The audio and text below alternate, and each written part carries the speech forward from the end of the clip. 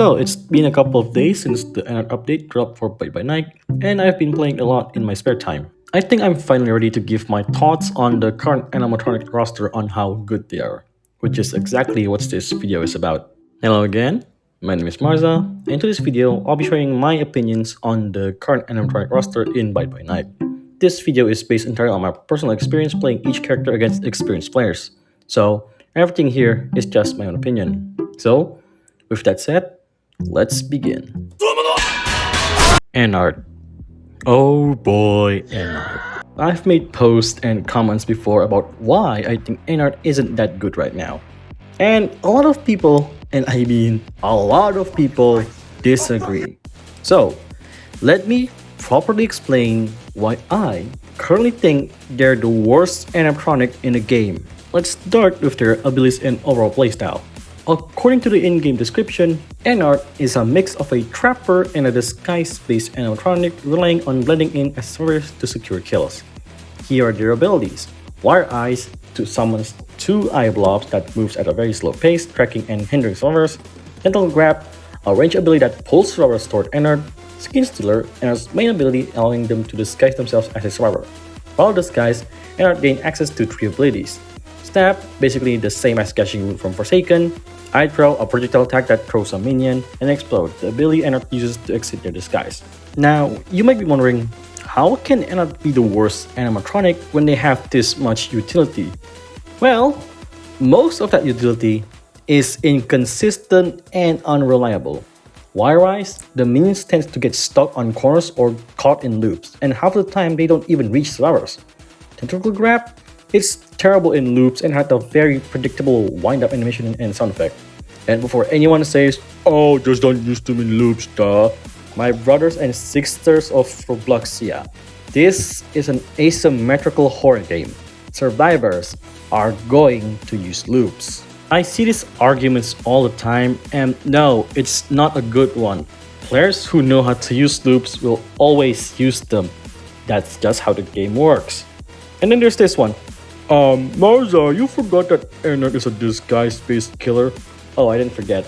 In fact, let me tell you exactly why that barely helps Ennard currently. Because of the Security Guard class. You see, in Byte by Night, there's this class called the Security Guard, and their entire kit basically counters Ennard. Oh, you're trying to disguise yourself as a survivor? Too bad, the Security Guard can already spot you through cameras and ping you. And not only that, they can break your disguise with their taser, a long-range semi-stun. And the fact that Security Guard is currently the best survivor class just makes this even worse, because a lot of people are going to be playing it.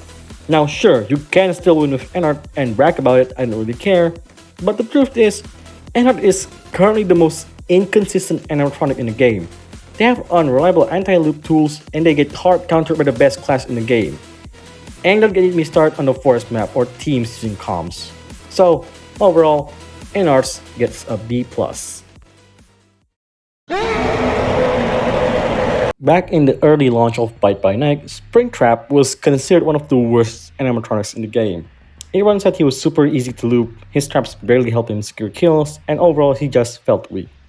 But fast forward to today, what the f were we smoking back then? Springtrap is a mix of a trapper and a rushdown animatronic, and you get him for free.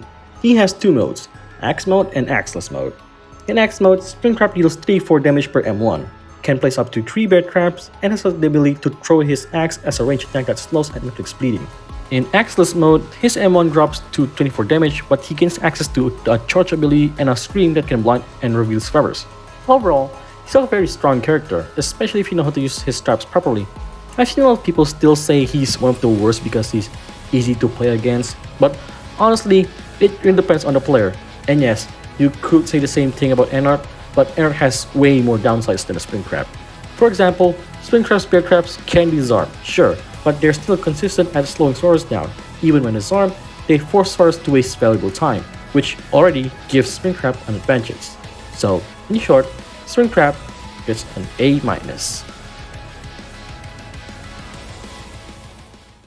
Hey, sorry to interrupt here, but if you liked the video so far, like and subscribe for more, it really helps me a lot. And also, thank you so much for the 8K subscriber guys. Next milestone is going to be 10K, And maybe I'll do a face reveal on that. So yeah, like and subscribe for more. Timmy, Tickle Time, and Friends. The Mimic is currently considered by many players to be one of the worst animatronics in the game, which is basically the complete opposite of Springcraft, and honestly I think a lot of people just don't understand how to use them properly. The Mimic's gimmicks is that they have 3 different modes: Timmy Tickle Time, which is speed mode, M1 Marvin, which is strength mode, and Stealthy Steve, which is stealth mode. Each one of these modes isn't just a gimmick, they're meant to be used in a cycle depending on the situation. In speed mode, aka Timmy Tickle Time, you get high mobility but lower damage. This is your engage tool. The intended play is to use your speed to catch up, land a hit, and trigger DSD, also known as decreased stamina drain. Once that active, you're supposed to immediately transition into strike mode, which is M1 Marvin, where you can actually capitalize on the pressure you created. This is where I think a lot of players go wrong. They treat speed mode like a main combat mode when in reality it's more of a setup tool. Then you have stealth mode, which is Stealthy Steve, which is honestly one of the most underrated parts of the kit. It lets you reposition track source more safely, and most importantly, it hides your terror edges. That alone creates a lot of mind games, because servers can't really tell while you're actually close until it's too late. Now, a lot of criticism toward the Mimic comes from their so-called inconsistent anti-loop in speed mode, but I honestly disagree with that. If anything, their anti-loop is actually very consistent. You can't just rely on one form alone. You're meant to rotate forms to pressure source out of loops instead of brute forcing every chase in a single mode. That's really the key difference. The Mimic isn't a simple chase killer, they're a tempo-based adaptive killer. If you play them like that, their kit starts to make a lot more sense. In my opinion, once you actually understand their flow, the Mimic becomes one of the strongest animatronics in the game because of how flexible and unpredictable their gameplay is. So overall, they get an A. Like and subscribe for more. Bye.